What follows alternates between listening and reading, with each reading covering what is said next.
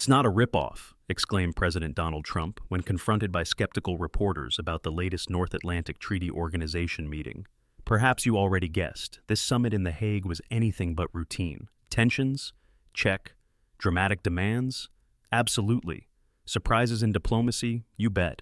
And behind every handshake and handshake-turned-knuckle crusher, there was a flurry of hastily drafted communiques, pointed remarks, and carefully concealed disagreements. Today we are diving headfirst into the swirling currents of this remarkable gathering, where leaders agreed to whip their defense spending into shape at 5% of their gross domestic product, all while leaving everyone guessing about how that might, or might not, factor into the fast-escalating conflict in Ukraine. In this deep dive scenario, let us uncover exactly what was pledged, what was avoided, and what mysteries remain. So, what is going on in the world of defense and diplomacy, and why should you or anyone else care what these heads of government, sitting behind polished mahogany tables in The Hague, managed to hammer out this time? Today, we are taking you inside the vaults of closed-door negotiations, coded statements, and carefully choreographed photo ops to see precisely how history might be shaping up in ways that could affect entire continents. We will answer burning questions. How realistic is this 5% target? Could this be the biggest shift in Atlantic Alliance burden sharing in decades? Will Ukraine's pleas for help be overshadowed by ambiguous wording and delicate brand new demands? In this comprehensive narrative, be prepared for a journey through stormy diplomatic waters. We will delve deep into NATO's hush-hush deals, decode the significance of Article 5 references, or lack thereof, and see exactly why President Trump's tone, which just a few years ago railed against the alliance as an outdated arrangement, has suddenly changed to a more reassuring ring of, "It's not a rip-off," along with subtle disclaimers. Does this new stance herald a renaissance for transatlantic relations, or is it a fleeting moment of harmony before a new phase of friction begins? Stay with us, because before we are through, we will also reveal how alleged U.S. intentions to reduce its military presence in Europe might send ripples, and maybe even waves, across the entire alliance structure. But let us not get ahead of ourselves. First, picture the scene at The Hague. Leaders in crisp suits and measured smiles, bracing themselves for the next volley of diplomatic exchange. Tucked inside a tightly circulated communiqué, the Allies reaffirmed their ironclad commitment to Article 5, the bedrock principle of collective defense that proclaims an attack on one ally is an attack on all. Yet as soon as the ink was dry, observers began to worry about what was not spelled out: how to address the war in Ukraine. With Russia pouring more resources into its ongoing aggression, many expected to see specifics in the final text. Will there be direct condemnation, stepping up pressure on the Kremlin? Will NATO confirm any new measures aimed at helping Kyiv defend its territory? Mysteriously, any explicit mention of Ukraine's admission into the alliance, or even a timeline for peace, was absent. So, what is going on in the background? Experts are grappling with contradictory signals. One side sees reason for optimism. The Allies are rallying behind a massive new 5% defense pledge that will supposedly come into effect by the year 2035. Another side sees the summit as frustratingly vague, overshadowed by the sense that NATO might not have a cohesive plan to stop the bloodshed in Ukraine. Fear not. We have an array of expert voices to shine spotlights on both the good and the questionable. First, the highlight that made the biggest splash: the plan to ratchet defense spending up to 5%, with 3.5% allocated for core defense training, equipment, and readiness, and the remaining 1.5% devoted to defense-related infrastructure and research efforts. In theory, this is a massive boon for the alliance. No longer will the United States be the consistent standout, funneling some of the largest defense budgets into the shared mission. European states, for example, have sometimes drawn criticism for lower spending, but that is supposed to change. President Trump, once known for admonishing fellow leaders for allegedly underpaying, now stands in the limelight, claiming victory. "We were right all along that everyone needed to pitch in more, and now they will," he proclaims. The decision marks a stark turn from just a few years ago, when many cast doubt on the idea that the Allies would seriously commit to dramatic increases. The quote, "It's not a ripoff anymore," quickly made headlines, signifying that perhaps Trump now sees NATO as a strategic advantage rather than a pesky drain on American coffers. So, is that it? Did the Allies simply cave? Or are they forging a more robust and cohesive defense posture to face real threats? We must remember that not all is straightforward in the realm of high-stakes summits. Words can be flexible in the final text of a communiqué. A rhetorical flourish or subtle phrase can allow certain countries to thread the needle of compliance while effectively sidestepping significant changes. Spain, for instance, under the direction of Prime Minister Pedro Sanchez, has already hinted that it does not plan on reaching that 5% figure, no matter how many official signatories there are. So, is the 5% pledge more of a motivational nudge than a binding promise? We shall see if Europe's more fiscally cautious nations find wiggle room to circumvent what is undoubtedly the summit's loudest pledge. One might wonder where all this money is going to come from. After all, every additional euro or pound for defense is presumably €1 or pound less for social programs, infrastructure, or education. Political capital is not an infinite resource, and persuading a budget-conscious electorate that government after government should keep funneling more resources into its military is never easy, especially in times of precarious economic recovery. Observers note this dynamic is likely to spark intense domestic debates in a variety of allied capitals. Ian Brzezinski, a senior fellow at the Atlantic Council, praises the new agreement for significantly increasing European capabilities if fully realized. Rachel Rizzo underlines the importance of how each government manages its messaging at home. Is the public prepared for the shift in priorities? Will promises to boost defense spending come at the expense of cherished social support systems? The tension is real, and it is not something that can be dismissed easily. If you are enjoying this look into the twists and turns at the heart of international negotiations, show some support and let us know if you want more deep dives like this in the future. A quick thumbs up or subscription on whatever platform you are using goes a long way. Plus, you will stay tuned for more revelations about how summits like this can shape tomorrow's headlines. Now, let us delve into the second major question on everyone's lips: Ukraine. The war rages on, the casualties mount, and the broader region still feels the reverberations of conflict. What, if anything, did NATO decide to do about it at this summit? The short answer: not very much. While there is talk, some firm, some more tepid, about condemning Russia's aggression, the Allies appear to have held back when it comes to new or potent sanctions. Trump, after meeting with U.S. Secretary of State Marco, did not commit to escalating punitive measures on the Kremlin. Some watchers suggest that the emphasis on defense spending is overshadowing the more urgent conversation about how to push back against Russian offensives or meaningfully help Ukraine in the short term. We do have somewhat conflicting perspectives here. Ian Brzezinski does not view the summit's steps as particularly groundbreaking against Moscow. He notes that any top-line condemnation or plan of action to restrain President Vladimir Putin's forces was left conspicuously absent from the final statements. Instead, the text reiterates that allies continue to see Russia as a major threat and plan to strengthen their posture accordingly. But let us be frank, the difference between words and immediate policy actions can be stark. Some critics would say that if NATO is serious about halting Russian aggression, it ought to be preparing or even already implementing a new wave of sanctions or direct infantry support. For the moment, that is not happening. John E. Herbst, another high-profile expert voice and former ambassador to Ukraine, counters with a more balanced assessment.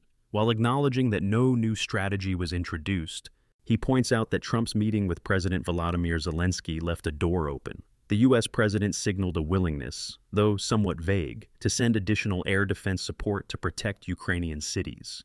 Meanwhile, in a carefully worded line, the communiqué is said to link the newly boosted defense spending to the Russian threat. That alone is enough to raise eyebrows in Moscow. Still, if we look at how the meeting sidelined, or at least postponed, the question of Ukraine's potential membership, it is clear that the Allies do not want to provoke the Kremlin to a breaking point. There is still a swirl of rumor about possible preferential treaties or special partnership status, but there was no formal mention of that in the final text. For Zelensky, this might be only a partial victory, some private assurance here, a handshake photo op there, but nothing definitive from the vantage point of an embattled nation. Observers note that the war rages on, and Russia continues to pound key Ukrainian infrastructure, apparently undeterred by conferences and summits. The question remains whether or not these symbolic gestures of solidarity will develop into real changes on the ground. Behind this uncertain dynamic looms an even bigger question. Where is the United States heading with this entire transatlantic alliance business? Trump appears to have changed his tune from earlier language suggesting NATO was obsolete. He now celebrates it as an asset, but the tone was not accompanied by strong statements on U.S. troop deployments in Europe. Some months ago, his administration signaled a desire to pivot more resources to the Indo-Pacific, where Washington perceives new competition from economic and strategic entities in that region. Allies in Europe want to know exactly what that means. Will there be a drawdown of American soldiers in Germany, Poland, or other locations crucial for NATO's new regional defense plans? Will the famed U.S. forward presence in Europe become a relic of the past? Ian Brzezinski and other strategists insist that any significant shift in the presence of U.S. boots on the ground in Europe could send shockwaves through the entire alliance structure. American support has historically been the linchpin of deterrence in Europe. If that changes, Europe might be forced to assume an even larger portion of the burdens, both financial and logistical, for its own defense, well beyond the newly minted 5% figure. So the question arises, will the 5% pledge suffice to reassure the United States that Europe can be a strong partner? Or is it merely an addition that still might not compensate for a potential vacuum left by a scaled-back American force posture? Beyond the immediate stare-down with Russia, there is the question of how all this will evolve in the next few years. Several experts predict that with mid-decade expansions of defense, new technologies, and advanced weaponry, NATO could find itself well-positioned to respond to evolving threats if every ally truly meets the pledges they have made. But rarely do all allies keep on schedule with major commitments. Let us not forget the flurry over the original 2% targets from years ago, which some countries struggled to meet. This 5% is more than double some allies' defense outlays. The real test might come this year, next year, or in 2 years, when parliaments reckon with competing domestic interests. Will leaders who signaled enthusiasm at an international summit carry that same determination into next year's budget negotiations? Add to this drama the intangible factor of public opinion. Many electorates across Europe have grown weary of conflict, whether from the lingering aftershocks of protracted Middle East involvement or the more recent crises in Ukraine. Meanwhile, inflationary pressures and social welfare demands continue to mount in certain countries. Are citizens prepared to accept a pivot from social programs to robust defense budgets? Politicians risk backlash if the electorate deems too much money is flowing into the national war chest. Supporters of the new 5% standard argue that with the security environment as perilous as it is, given a seemingly belligerent Kremlin, and with global realignments taking shape, there is little choice but to bolster the alliance's deterrent power. Now, let us shift back to the drama specifically surrounding Ukraine. Volodymyr Zelensky made an appearance at The Hague, but he was not at the center stage. Reports indicate that he participated in side events, garnering symbolic support and friendly bilateral talks. However, the official communiqué did not delve into the mechanics of how the war should end. It did not specify new lethal aid packages or a path to membership, and Europe's step-by-step approach to the conflict in Ukraine likely remains the default for now. However, some reveal that Trump at least listened to Zelensky's concerns. Then again, critics interpret that as mere lip service, since offers of new air defense systems remain bogged down in Washington, where lawmakers look for signals from the White House before proceeding with legislative action. That leads to frustration on the part of Ukraine's advocates. Meanwhile, rumors abound that there was an internal debate over how strongly to mention the war in Ukraine in the final declaration. Some allies, particularly those geographically closer to Russia, wanted sharper language urging a swift, just, and comprehensive settlement that respects Ukraine's territorial integrity. Others worried that brandishing too strong a stance might antagonize President Putin, potentially leading to further war escalation. So, the compromise? The Allies reaffirm that they see Russia as a threat and that defensive capacity will be enhanced, but they stop short of speaking in detail about how or when the Ukraine crisis should end. And then we circle back to President Trump's vantage point. Over the last few years, we have seen his administration pivot from sharp criticism, calling NATO obsolete, to a new rhetoric of praising European partners for stepping up to the plate. One might wonder, could this new, friendlier tone be indicative of behind-the-scenes deals? Perhaps the administration sees an economic or political advantage in forging a more robust transatlantic front. Or it might be that, as critics claim, the US president's attitude changes with the wind, hinged on the symbolic victory of claiming credit for having cajoled allies into deeper spending commitments. Nevertheless, the next big question for the entire alliance is whether these rhetorical victories translate into cohesive action, particularly on the matter of Russia's aggression.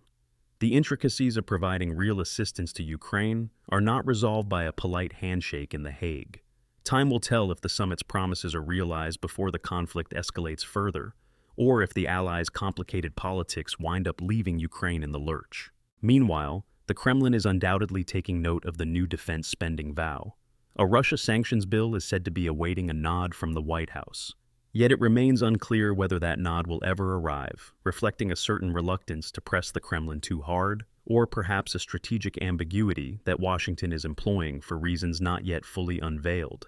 Interestingly, although the Allies reaffirmed Article 5, reaffirmed burden sharing, and reaffirmed the basic tenets of NATO cooperation, we are left to guess how the desired shift of the American focus might play out in the next 2 or 3 years.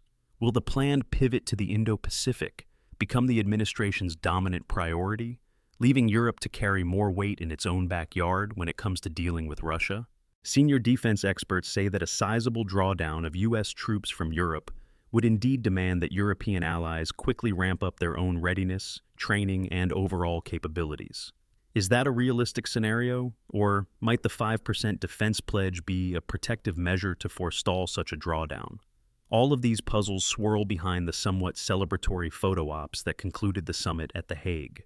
Many leaders congratulated themselves on forging new unity, new clarity of purpose, and new resolve to defend the transatlantic community. But overshadowing the entire spectacle is the brutal war continuing to rampage in Ukraine.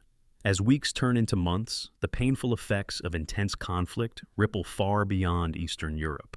If NATO's consensus remains intentionally flexible, critics will say it is not enough to protect democracies at risk. On the other hand, if the Allies proceed with serious implementation of the 5% target, might that lead to a game-changing transformation of the continent's defense infrastructure, making the threat of further Russian aggression less likely? Only time will tell if rhetorical promises can be turned into binding results. We cannot help but wonder, will this infusion of capital and resources create an entirely new era of European leadership in NATO? Will the U.S. continue to act as the underlying backbone, or will it gradually pass that distinction to Europe as it strives to counterweight rising powers elsewhere? Will Ukraine stand out as the moral impetus that finally convinced allies to solidify their defenses? Or could we look back and realize that the Hague summit was a missed opportunity to speak forcefully in defense of a country still under the shadow of persistent attacks? If you have found this exploration into NATO's shifting puzzle pieces illuminating, consider sharing this story with friends who might be equally curious. Hit the subscribe button if you want to stay tuned for more behind-the-scenes diplomacy, unexpectedly candid presidential quotes, and the complex web of international security, because this story is just heating up, and there is no shortage of exhilarating developments on the horizon. And that is the paradox of NATO in this pivotal moment. Amid declarations of solidarity and carefully choreographed press statements, entire paragraphs remain unwritten. The Allies boldly vow to climb to 5% defense spending. But will they follow through if that means intense trade-offs and possible public discontent? The leaders talk of synergy, but behind the scenes, subtle disputes linger over how exactly to handle the devastating war in Ukraine. President Trump, newly enthusiastic, claims an American success story, but his minimal references to U.S. force posture in Europe leave the rest of the alliance bracing for changes that might transform the continent. Meanwhile, Ukraine balances precariously between consciousness-raising visits to summit-side events and a longing for more immediate, decisive assistance. At the end of the day, the Allies pledged big, said little about long-term strategy, and left most onlookers grasping for clarity in a swirl of possible outcomes. So, while analysts try to read the tea leaves of the Hague communiqué, the one undeniable truth is that the path ahead brims with pitfalls, risks, and opportunities in equal measure. 5% might be a powerful symbol of unity, or it could turn into yet another rung on the ladder of unkept NATO benchmarks. The non-committal mention of Ukraine might either be overshadowed by future summits or become an embarrassing reminder that time waits for no diplomat, and the war's expanding toll demands not just words, but resolute action. That is where we stand. A summit that both soared and sidestepped in the same breath. A script that invites predictions of transformation, yet leaves many questions swirling in the Atlantic breeze. One thing is for sure, the future of the alliance hangs in a delicate balance between promises made and promises kept, between rhetorical consensus and strategic realities, between Trump's once bombastic exasperation with NATO and his current, more conciliatory stance. Right now, the allies have a blueprint: commit more resources, strengthen the mutual defense, and respond to Russia's aggression. The question is whether that blueprint will gather dust in practice, or if it is the start of an era in which NATO truly stands as a bulwark to deter the next wave of aggression. For Ukraine, for transatlantic unity, and for global stability, the stakes could not be higher. The Hague summit could go down in history as a turning point, or a cautionary tale of unfulfilled ambitions. And so, that is our deep dive narrative of the grand developments that shook the ground at NATO's summit in The Hague. The big takeaways? Expect new, more formidable talk about raising defense spending, but do not expect immediate transformation on the ground, at least not until we see how allies navigate the looming policy tangles. Meanwhile, Ukraine remains locked in an existential battle with Russia, scanning each communique for fresh lifelines and hoping the rest of the world does not succumb to summit fatigue. That leaves us here, standing at the threshold of a grand geopolitical test for the entire transatlantic community. The final question we pose: are we on the cusp of an expanded, more resolute NATO that sets new precedents for deterrence and security? Or is the alliance at risk of missing its moment of truth? Time, negotiations, and budget lines will tell. Prepare yourselves for what happens next, because all the alliance's expansions and declarations made in The Hague could shape the European continent and beyond in ways that are still being written. We will keep watching, reporting, and breaking down the complexities, because it is far from over.